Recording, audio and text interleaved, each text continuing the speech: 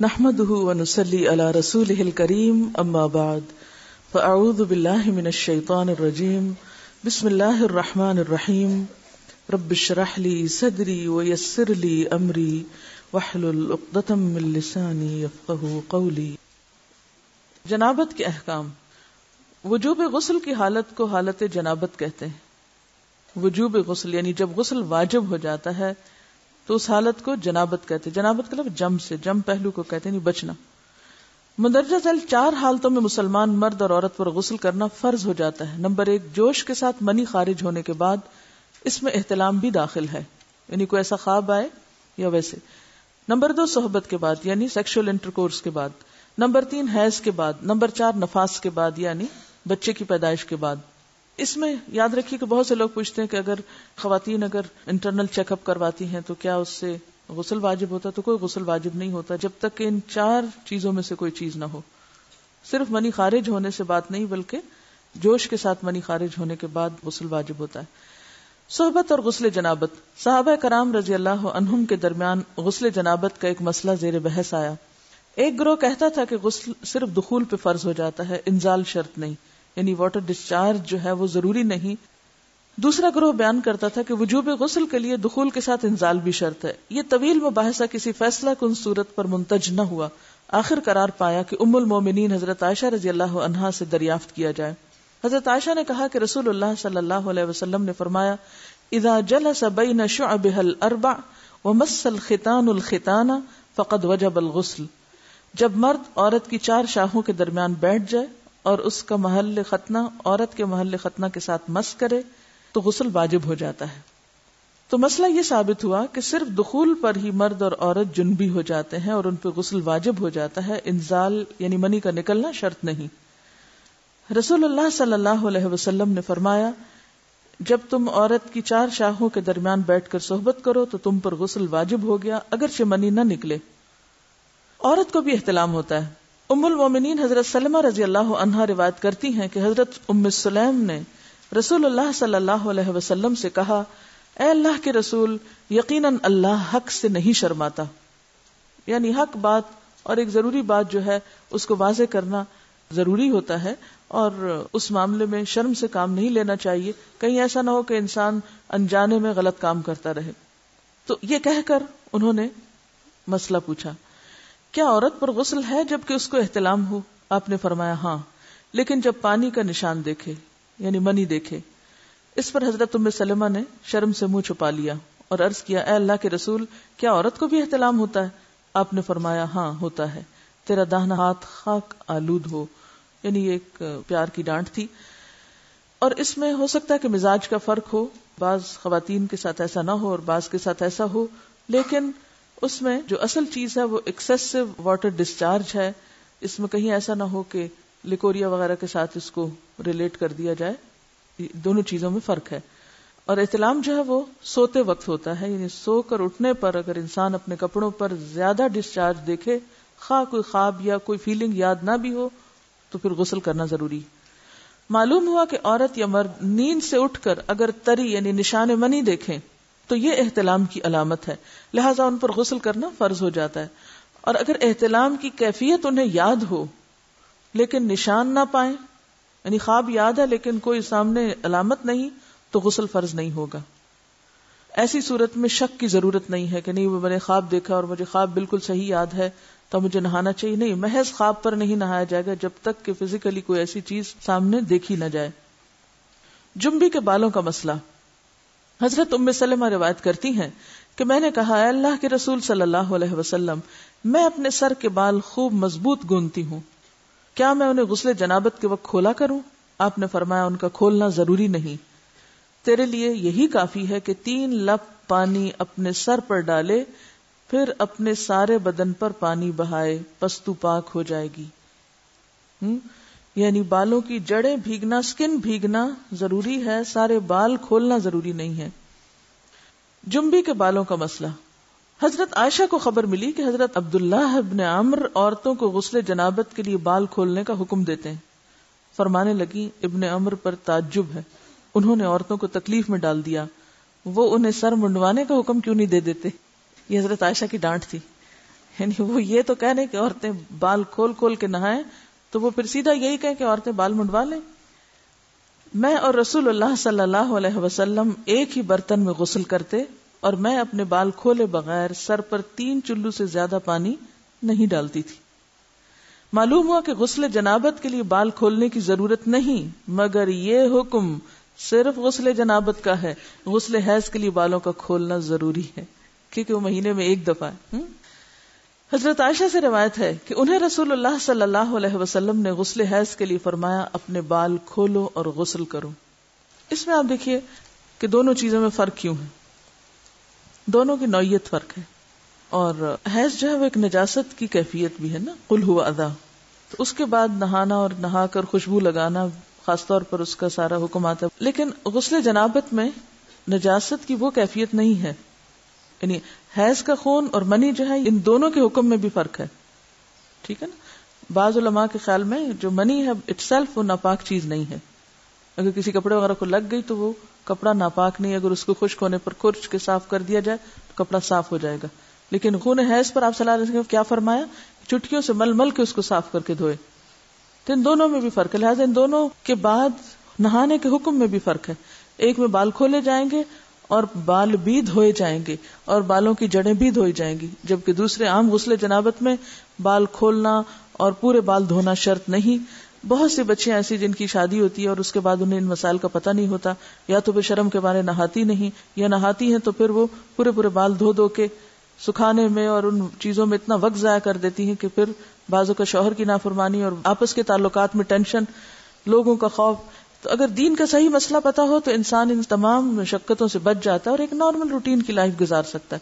اس میں کیا صرف 3 کپ پانی، 3 لپ پانی، یعنی 3 دفعہ کیونکہ اگر ایک دفعہ ڈالنے سے پوری طرح نہیں بھیگا تو آپ یہ بھی کر سکتے ٹیپ کے آگے سر کر کے تو ساری اسکن جو ہے سر کی اس کو آپ گیلا کر لیں. پیچھے سے بال جو ہیں اگر لمبے ہیں تو ان کو ایک طرف کر دیں تاکہ پورے بال نہ دھونے پڑے، نہ سکھانے پڑے اور نہ خشک کرنے پڑے، اور باقی جسم پہ پانی بہا لیں. دوسری صورت یہ ہے کہ مگ میں پانی لے کے تو اس کو آپ تھوڑا تھوڑا کر کے پورے کو ایک دفعہ کریں، پھر اس کے بعد دوبارہ کریں اور تیسری دفعہ رول کر کے بالوں کو پیچھے سے شاور کیپ ڈال لیں اور باقی جسم پھر دھو لیں. شاور کیپ سے کیا ہوتا ہے عام طور پر کہ پیچھے کے جو سارے لمبے بال ہیں پھر وہ نیچے گر کے گیلے نہیں ہوتے، وہ آپ کے سر پہ ہی ٹک جاتے ہیں. تو سر کی سکن دھوئیں اور بالوں کو جوڑے کی شکل میں باندھ کے اوپر شاور کیپ پہن کے پھر باقی جسم کو اچھی طرح دھو لیں.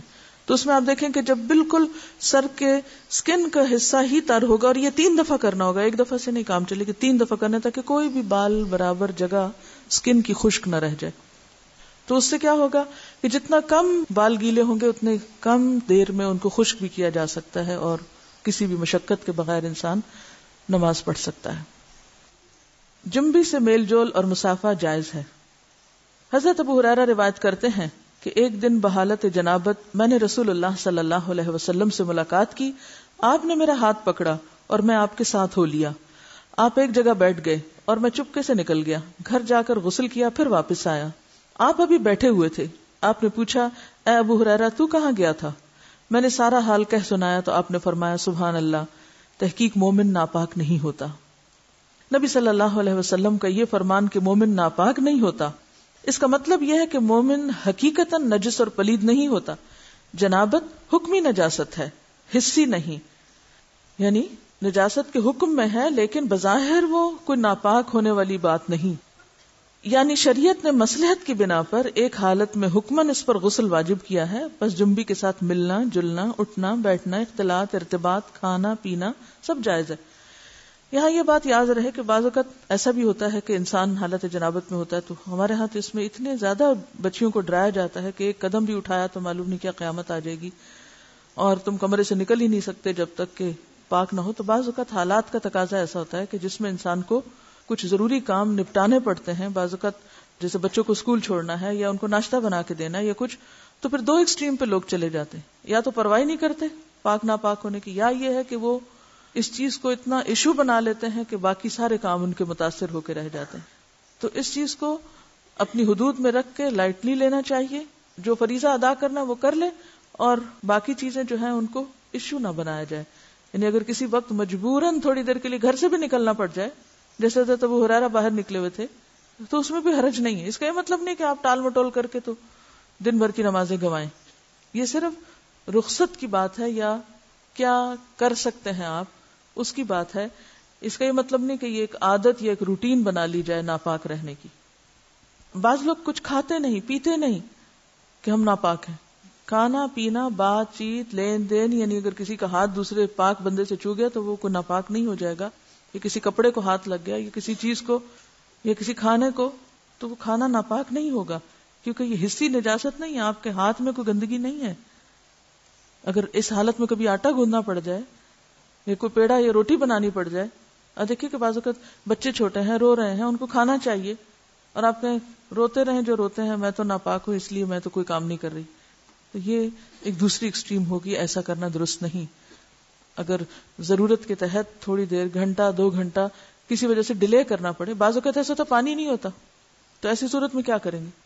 ایسی صورت میں آپ ویٹ کریں گے. بعض سپلائی کا پانی 1 گھنٹے تک آ رہا ہے، تو اب آپ کوئی کام کاج نہ کریں، اندر مرغی بن کے بیٹھ جائیں کہ میں ناپاک ہوں میں ناپاک ہوں. نہیں، سب کام کریں اپنے، اور جب پانی آ جائے تو نہا لیں. ایسا کرنے میں کوئی گناہ نہیں، کوئی جرم نہیں، کوئی غلطی نہیں. رسول اللہ صلی اللہ علیہ وسلم نے ایک انصاری کو بلایا. جب وہ آیا تو اس کے سر کے بالوں سے پانی ٹپک رہا تھا. آپ نے پوچھا شاید تم جلدی میں نہائے ہو. اس نے کہا ہاں اے اللہ کے رسول. آپ نے فرمایا حالت جنابت میں اگر کسی سے فوری ملنا ہو اور نہانے میں دیر لگے تو وضو کرنا ہی کافی. حضرت عمر نے آپ سے پوچھا میں رات کو جنبی ہوتا ہوں تو کیا کروں؟ آپ نے فرمایا کہ تم اپنے ذکر کو دھو ڈالو اور وضو کرو اور سو جاؤ. رسول اللہ صلی اللہ علیہ وسلم جب حالت جنابت میں کھانا یا سونا چاہتے تو نماز کے وضو کی طرح وضو کر لیتے. نبی صلی اللہ علیہ وسلم نے فرمایا جو کوئی اپنی بیوی سے صحبت کرے اور پھر دوبارہ کرنا چاہے تو اسے چاہیے کہ دونوں کے درمیان وضو کرے. آپ نے غور کیا ہوگا کہ طہارت کے مسائل بہت تفصیل کے ساتھ اور اپنے اندر بہت ڈیٹیلز رکھتے ہیں، اور بہت سے موضوعات ایسے ہیں کہ جو انسان کی ظاہری زندگی نہیں بلکہ اس کی نجی اور ذاتی زندگی سے متعلق بھی ہیں. لیکن اس طرح پبلکلی ان کو پڑھانا اور ان کو سکھانا یہ بھی ایک ضرورت ہے، کیونکہ آپ صلی اللہ علیہ وسلم نے انصار کی خواتین کی تعریف کی کہ انصار کی خواتین کتنی اچھی ہیں جنہیں حیا دین کا علم حاصل کرنے سے نہیں روکتا. تو سوال یہ پیدا ہوتا ہے کہ آخر اتنی تفصیلات کیوں؟ اور بعض لوگ اس کو ناپسندیدہ قرار دیتے ہیں. تو ایسا کرنا ناسمجھی کی علامت ہے. ہم دیکھتے ہیں کہ انسان اگر اللہ کے بتائے ہوئے طریقے کے مطابق زندگی بسر کرتا ہے تو اس میں خیر ہی خیر ہے، اور وہ صرف خیر اس کی اپنی ذات تک نہیں رہتی، بعض اوقات دوسروں کی بھلائی کا ذریعہ بھی بن جاتی. یہاں کسی نے ایک واقعہ لکھ کر بھیجا ہے کہ کسی ویسٹرن کنٹری میں کوئی مسلمان بچہ پڑھتا تھا تو وہ اپنے کپڑوں کو دھونے کے لیے کسی انگریز عورت کو دیتا تھا، یعنی لانڈری کسی کے ذریعے کرواتا تھا. تو ایک دن اس عورت نے طالب علم سے کہا کیا آپ میرے کام سے مطمئن نہیں؟ آپ کے خیال میں کیا میں کپڑے اچھی طرح نہیں دھوتی؟ طالب علم نے اس کی بات سن کر کہا کیوں نہیں، مجھے یقین ہے کہ آپ اچھی طرح کام کرتی ہیں. یہ سن کر وہ بولی پھر آپ خود ہی اپنے کپڑے کیوں دھو کر مجھے دیتے ہیں، یعنی کپڑوں کے داغ وغیرہ کیوں دھو کر مجھے دیتے ہیں؟ طالب علم نے انکار میں سر ہلایا کہ میں بھلا کپڑے دھو کر کیوں دوں گا. عورت نے کہا کہ پھر کیا وجہ ہے کہ مجھے دوسروں کے کپڑوں پر جا بجا گندگی کے دھبے نظر آتے ہیں لیکن آپ کے کپڑوں پر کوئی ایسا دھبا نہیں ہوتا. اس کے پوچھنے میں واضح حیرت تھی. نوجوان مسکرایا اور بولا اب بات سمجھ میں آتی ہے، اب میں آپ کو بات سمجھا دیتا ہوں، یعنی اب میری سمجھ میں بات آئی ہے کہ آپ کا اشارہ کس طرف ہے. میں مسلمان ہوں، میرا دین مجھے پاک صاف رہنے کا حکم دیتا ہے. میری شلوار یا پینٹ وغیرہ پر پیشاب کا چھینٹا بھی لگ جائے تو میں نماز نہیں پڑھ سکتا، لہٰذا اگر کوئی ایسی چیز ہو تو مجھے اسے خود دھونا پڑتا ہے اور اسے دھو کر پاک کرتا ہوں، لہٰذا جب میں کپڑے اتارتا ہوں تو یہ کپڑے پاک اور صاف ہوتے ہیں، یعنی داغ دھبوں سے محفوظ ہوتے ہیں. تو اس نے حیرت سے پوچھا کہ تمہارا دین اتنی چھوٹی چھوٹی باتوں کی بھی تعلیم دیتا ہے؟ نوجوان نے کہا ہاں، ہمارے رسول صلی اللہ علیہ وسلم نے ہمیں یہ حکم دیا ہے کہ ہم جب بیت الخلاء میں جائیں تو دعا پڑھیں، جب باہر آئیں تو دعا پڑھیں، کپڑے پہنوں تو دعا پڑھوں، کھانا کھا کر فارغ ہو کر گھر سے نکلتے وقت، سوتے جاگتے وقت، زندگی کے ہر کام یا ہر موقع پر ہمارے رسول نے ہمیں دعائیں سکھائی ہیں. اور اس کے ساتھ ہی یہ کہ ان تمام باتوں کے ادب آداب بھی سکھائے ہیں. تو اس انگریز عورت کو وہ باتیں بہت دلکش اور حیران کن محسوس ہوئیں، اور کچھ دن تک وہ اس طالب علم کی عادات کا مزید جائزہ لیتی رہی، اور بالآخر اسلام اس کے دل میں گھر کر گیا اور وہ مسلمان ہو گئی. اور اس کے بعد اس نے اپنے گھر کے دوسرے افراد کو بھی مسلمان کیا، اسے ایک خاتون نے. تو بات یہ کہ بات تو چھوٹی سی ہے لیکن ایک بہت بڑا فرق ڈال دیتی ہے. لیکن افسوس یہ کہ آج مسلمان ہی یہ آداب اور اخلاق بھول گئے، کیونکہ بہت سے مواقع پر ایسا بھی ہوا ہے ہمارے ساتھ کہ جب ہم نے الوداع میں پرانے کپڑے مختلف، جیسے سیلاب آ گیا یا زلزلہ آ گیا یا کچھ، تو اس موقع پر نئے پرانے سب مٹیریلز جب اکٹھے کیے گئے تو بلیو بھی بعض اوقات کپڑوں پر خون کے دھبے، گندے داغ اور نجاست وغیرہ بھی لگی ہوئی پائی گئی، جسے دیکھ کر بے انتہا افسوس ہوا کہ ایک مسلمان لڑکی جو بالغ ہو چکی، اس کو اس کی ماں نے یہ ادب نہیں سکھایا، یہ طریقہ نہیں سکھایا کہ لباس کو صاف کیسے رکھتے ہیں. بھلے آپ کو کپڑا کسی سے بھی دھلوانا ہو یا آپ کو دوبارہ نہیں پہننا یا آپ کسی غریب کو دے رہے ہیں، مسلمان کا تو لباس اتارتے وقت بھی طریقہ یہ ہوتا ہے کہ جب وہ اتارے تو ایسے ہی اتارے کہ جیسے وہ نجاست سے صاف ہے. تو بعض اوقات ہم غفلت میں ایسی حرکتیں کرتے رہتے ہیں اور اس کا غلط امپریشن نہ صرف یہ کہ اپنے گھر والوں پر، اپنے قریبی لوگوں پر، بلکہ دوسرے ادیان والوں تک بھی اس کا دائرہ بعض اوقات پھیل جاتا ہے. تو ان معاملات میں جو بظاہر لوگوں کی نگاہوں سے چھپے ہوئے ہیں، ہمیں اپنی باطنی زندگی میں، نجی زندگی میں، داخلی زندگی میں، پرائیویٹ لائف میں بھی اللہ کے تقوی کا ثبوت دینا ہے اور ان تمام چیزوں کا خیال رکھنا ہے. حائضہ سے صحبت کرنے کی ممانعت. حیض کی حالت میں عورت سے مجامت کرنا سخت گناہ ہے. اللہ تعالیٰ نے قرآن مجید میں فرمایا فَاعْتَزِلُوا النِّسَاءَ فِي الْمَحِيضِ، یعنی واضح قرآن کا حکم ہے.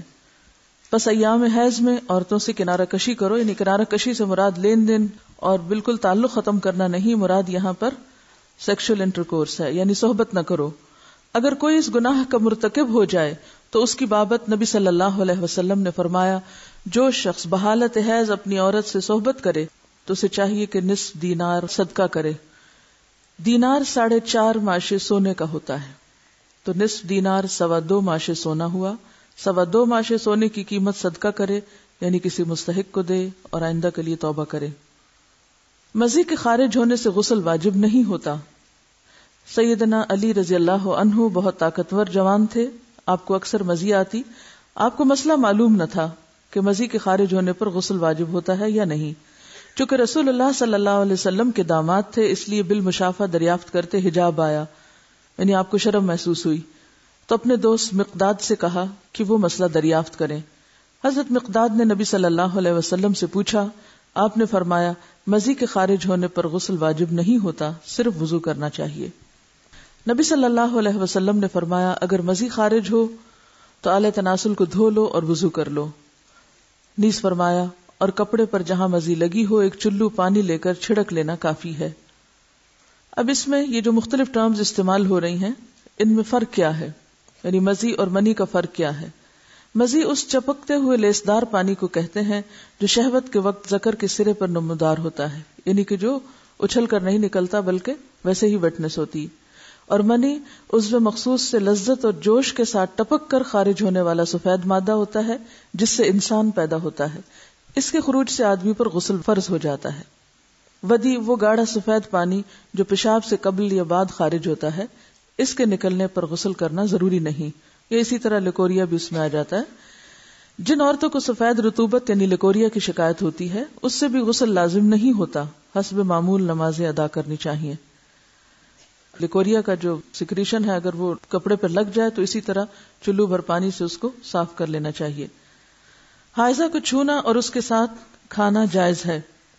حضرت انس رضی اللہ عنہ روایت کرتے ہیں کہ جب عورت حیض سے ہوتی تو یہودی اس کے ساتھ کھاتے پیتے نہیں تھے، تو رسول اللہ صلی اللہ علیہ وسلم نے فرمایا حائضہ سے ہر کام کرو سوائے جماع کے، یعنی حائضہ سے کھانا پینا، اٹھنا بیٹھنا، ملنا جلنا، اسے چھونا، بوس و کنار وغیرہ سب جائز ہے سوائے مجامت کے.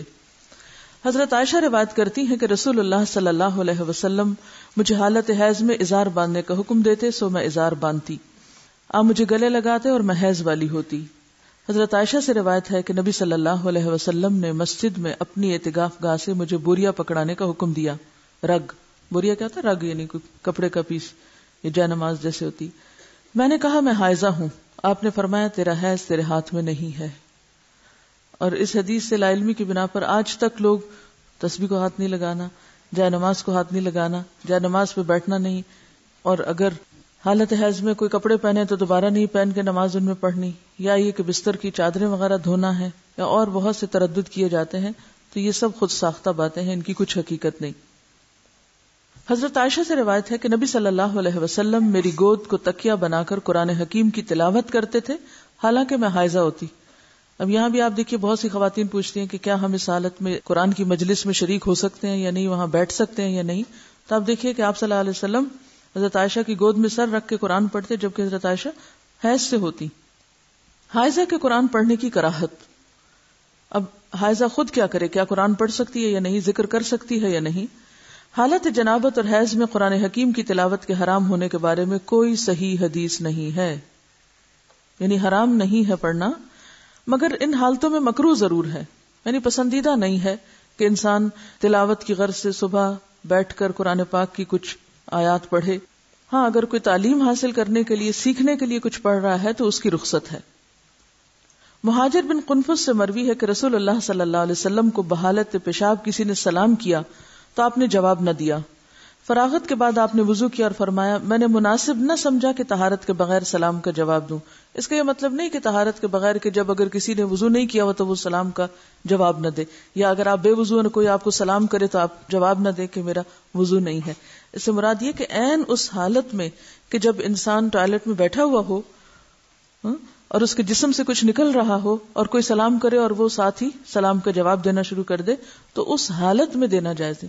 اب حیض کی بھی کنڈیشن ایسی ہوتی ہے نا کہ مسلسل بعض اوقات کچھ سیکریشن ہوتی رہتی ہے، تو ایسی صورت میں اگر انسان عبادت کی غرض سے تلاوت کر رہا ہے تو یہ درست نہیں۔ ہاں، تعلیم کی غرض سے اس کی اجازت موجود ہے کیونکہ حرام بہرحال نہیں ہے۔ جب حدث اصغر کی حالت میں سلام کا جواب دینا مکروہ ہوا تو جنبی کا قرآن کی تلاوت کرنا بالاولی یعنی زیادہ مکروہ ہوا۔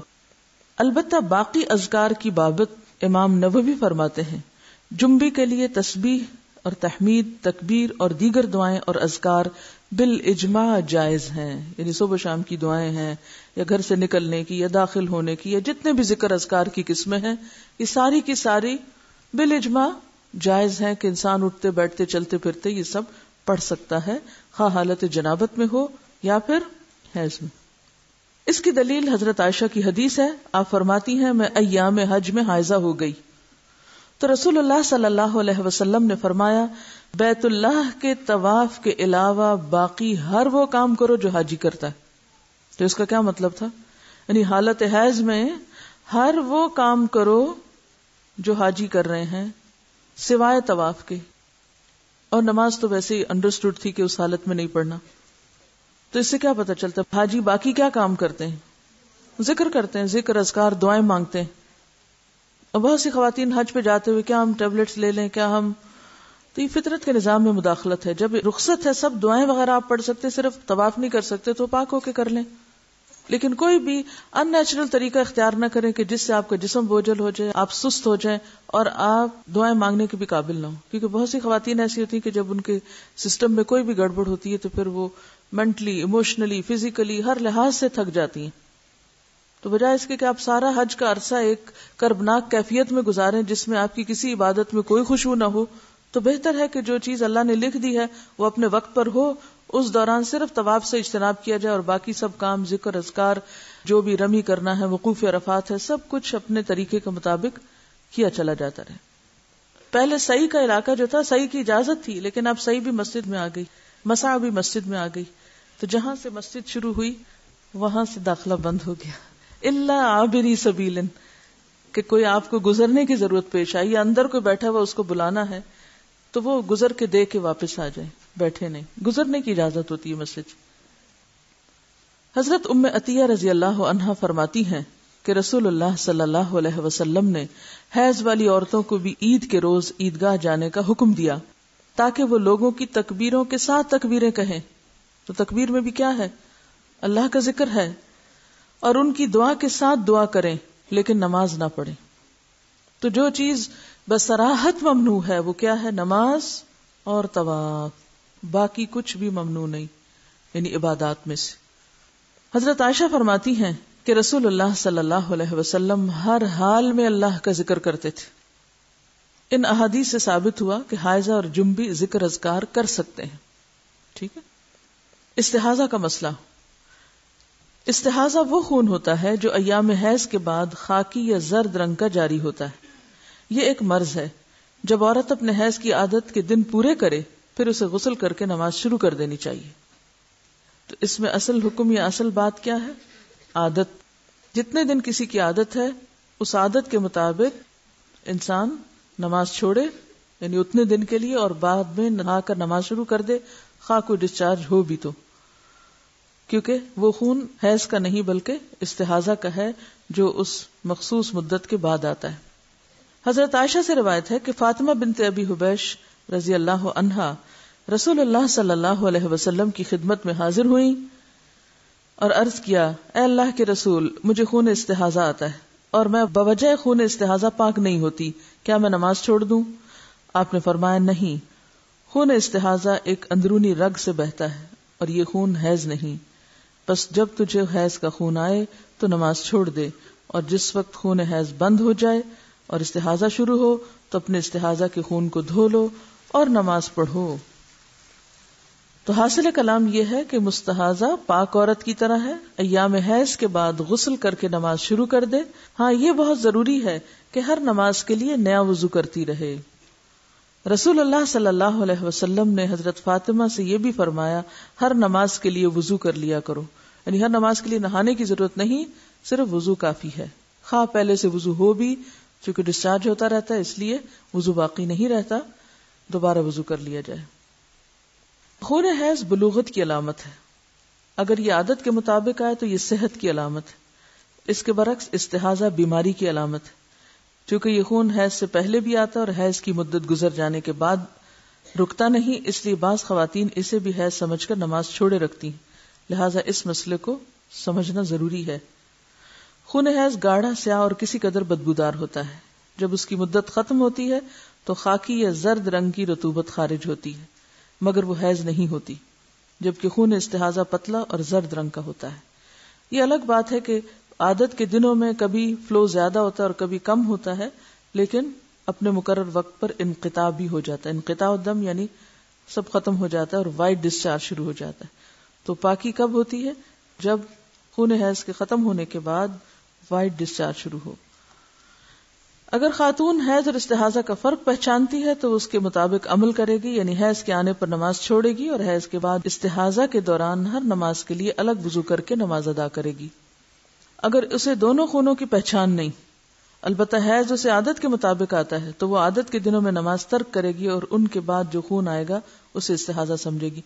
اب اس میں مشکل یہ ہے نا کہ ہر عورت کی عادت فرق ہے، اس لیے اس میں کوئی مفتی کچھ نہیں بتا سکتا، خود ہی اس کا تعین کرنا پڑے گا کہ کن دنوں میں عادت بدل جاتی. کیونکہ عورت کی صرف یہ نہیں کہ اس کو خون کے رنگ سے ہی آپ پہچانیں گے، اس میں دیکھا یہ جائے گا کہ آپ کی اپنی جسمانی کیفیت کب بدلتی ہے. کیونکہ استحاضہ کے خون میں جسمانی کیفیت اتنی متاثر نہیں ہوتی، جبکہ حیض کے دنوں میں اس سے پہلے یا اس کے بعد مزاج پر بھی فرق پڑتا ہے. تو مزاج کی تبدیلی سے اور خون کے رنگ کی تبدیلی سے یا اس کیفیت سے یا اس کے زیادہ یا کم ہونے سے بھی حیض اور استحاضہ کو آپس میں الگ الگ سمجھا جا سکتا ہے. اگر اسے دونوں خونوں کی پہچان نہیں اور حیض بھی عادت کے مطابق نہیں آتا. اب ایک اور مسئلہ تیسرا، نہ حیض کی پہچان ہے اور نہ ہی عادت کا پتہ چلتا ہے، یعنی دن کے مقرر ہونے کی سمجھ ہی نہیں آتی، تو وہ اپنی قریبی رشتہ دار خاتون جو مزاج اور عمر میں اس جیسی ہو، مثلا بہن وغیرہ، اس کی عادت کے مطابق عمل کرے گی حتیٰ کہ اسے پہچان ہو جائے اور اس کی اپنی عادت بن جائے. پھر قیاس کرنا پڑے گا. حائضہ کو نماز اور روزے کی ممانت. رسول اللہ صلی اللہ علیہ وسلم نے فرمایا، جب عورت حیض سے ہوتی ہے تو نماز پڑھتی ہے نہ روزہ رکھتی ہے، یعنی نہ نماز پڑھتی ہے نہ روزہ رکھتی ہے. ایک عورت معاذہ نے حضرت عائشہ سے دریافت کیا، کیا وجہ ہے کہ حائضہ عورت روزے کی قضا تو دیتی ہے نماز کی نہیں دیتی؟ حضرت عائشہ نے فرمایا، رسول اللہ صلی اللہ علیہ وسلم کے زمانہ میں ہمیں حیض آیا کرتا تھا تو ہمیں روزے کی قضا کا حکم تو دیا جاتا مگر نماز کی قضا کا حکم نہیں دیا جاتا تھا. یہ ہے صرف وجہ. نفاس کا حکم. بچے کی پیدائش کے بعد جو خون آتا ہے اسے نفاس کہتے ہیں.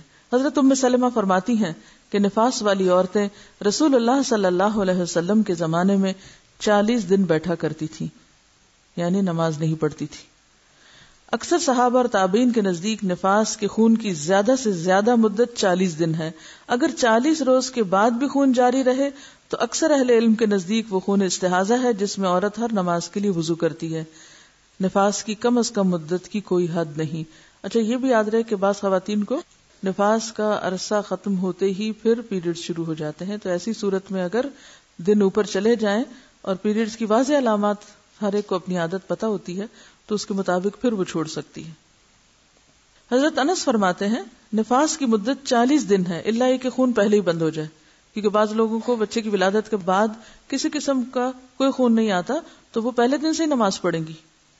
کچھ لوگوں کو 3 دن تک، کچھ کو 7 دن، کچھ 10 دن، کچھ 1 مہینہ، کچھ پورے 40 دن، کبھی زیادہ کبھی کم. تو پھر ان معاملات میں دیکھا کیا جائے گا؟ کوئی کتاب یا اپنا آپ؟ ہر ایک کو اپنی عادت خود دیکھنی پڑے گی. ٹھیک. حضرت انس فرماتے ہیں نفاس کی مدت 40 دن ہے الا یہ کہ خون پہلے ہی بند ہو جائے. امام شافعی فرماتے ہیں اگر عورت کو ولادت کے بعد خون آتا ہی نہیں تو اس پر ضروری ہے کہ وہ غسل کرے اور نماز پڑھے. نفاس اور حیض کے خون کا حکم ایک جیسا ہے، یعنی ان حالات میں نماز، روزہ اور جماع منع ہے. رسول اللہ صلی اللہ علیہ وسلم ایام نفاس کی نمازوں کی قضاء کا حکم نہیں دیتے تھے. ٹھیک ہے. آپ نے یہ سنا ہوگا نا کہ خون حیض کی اقصی مدت یعنی زیادہ سے زیادہ مدت 10 دن ہے. تو یہ قیاس ہے، یعنی ایک اندازہ کیا گیا. آپ دیکھیے کہ فقہا کس طرح اجتہاد کیا کرتے تھے. جب یہ مسئلہ سامنے آیا تو مختلف عورتوں کی عادت معلوم کرائے گی. کم سے کم کتنا ہوتا ہے، زیادہ سے زیادہ کتنا ہوتا ہے. پتہ چلا کہ کم سے کم اتنا اور زیادہ سے زیادہ اتنا، تو لہٰذا یہ 10 دن وہاں سے چلے. نبی صلی اللہ علیہ وسلم نے کوئی 10-12 دن نہیں بتائے. اصل بات عادت کی ہے کہ کتنے دن آپ کی عادت ہے. ڈی این سی کے بعد بھی جو خون ہوتا ہے وہ بھی نفاس میں شمار ہوگا. اس میں بھی کمی بیشی ہوتی ہے. بعض اوقات ایسا بھی ہوتا ہے کہ جتنے مہینے کا بچہ تھا اتنے مہینے کے جو پیریڈز کے دن ہیں اس کے برابر بھی آتا ہے، اور بعض عورتوں کو اس سے کم و بیش. ان کا سوال یہ ہے کہ نفاس میں شروع میں زیادہ بلیڈنگ ہوتی ہے، اس کے بعد آہستہ آہستہ کم ہو جاتی ہے، اور پھر تھوڑے دن میں زیادہ ہو جاتی ہے، پھر کم ہو جاتی ہے. تو کیا یہ سارا عرصہ نفاس ہوگا؟ یہ سارا عرصہ نفاس ہوگا جب تک کہ وائٹ ڈسچارج نہ شروع ہو جائے. وآخر دعوانا ان الحمد للہ رب العالمین. سبحانک اللہم وبحمدک نشہد ان لا الہ الا انت نستغفرک ونتوب الیک.